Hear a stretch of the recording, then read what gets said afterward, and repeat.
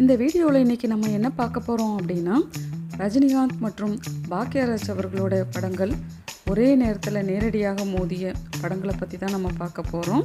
1980s Kamal மற்றும் ரஜினிகாந்த் அவர்களுக்கு tough கொடுக்குற வகையில் பல ஹிட் படங்களை பாக்யராஜ் அவர்கள் கொடுத்துருக்காங்க. அந்த வரிசையில் முதலாக 1979 ஏப்ரல் 14 தமிழ் புத்தாண்டுக்கு முதல் முறையாக ரஜினிகாந்த் அவர்களோட நினைத்தாலே இனிக்கும் திரைப்படமும் பாக்யராஜ் அவர்களோட புதிய வாய்ப்புகள் அப்படிங்கிற திரைப்படமும் முதல் முறையாக மோதிச்சு. அதில் ரஜினிகாந்த் அவர்களோட நினைத்தாலே இனிக்கும் திரைப்படமும் பாக்யராஜோட புதிய வாய்ப்புகள் திரைப்படமும் சூப்பர் ஹிட் ஆச்சு. அடுத்து 1979 செப்டம்பர் மாதம் அடுத்த மோதல் நடந்தது.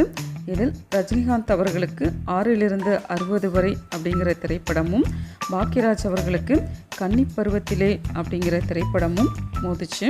அதில் ரஜினிகாந்த் அவர்களோட 6 to 60 வரை அப்படிங்கிற படம் சூப்பர் டூப்பர் ஹிட் ஆச்சு.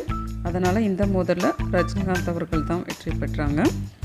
அடுத்து 1979 அக்டோபரில் அடுத்த மோதல் வந்தது.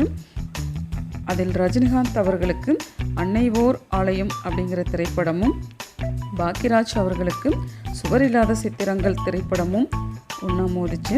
இதில் 2 பேர் படமும் சூப்பர் ஹிட் ஆச்சு.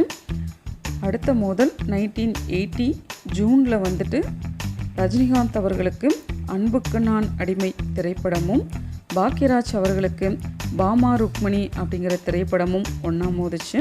அதில் ரஜினிகாந்த் அவர்களோட அன்புக்கு நான் அடிமை அப்படிங்கிற திரைப்படம் தான் சூப்பர் ஹிட் ஆச்சு. அடுத்த மோதல் 1980s தீபாவளிக்கு ரிலீஸ் ஆச்சு. ரஜினிகாந்த் அவர்களுக்கு தீ அப்படிங்கிற திரைப்படமும் பாக்யராஜ் அவர்களுக்கு மௌன கீதங்கள் திரைப்படமும் மோதல் ஒன்றா நடந்தது. அதில் பாக்யராஜ் அவர்களோட மௌன கீதங்கள் திரைப்படம் தான் சூப்பர் ஹிட் ஆச்சு. இந்த மோதலில் பாக்யராஜ் அவர்கள் தான் வெற்றி பெற்றாங்க. தேங்க்ஸ் ஃபார் வாட்சிங்.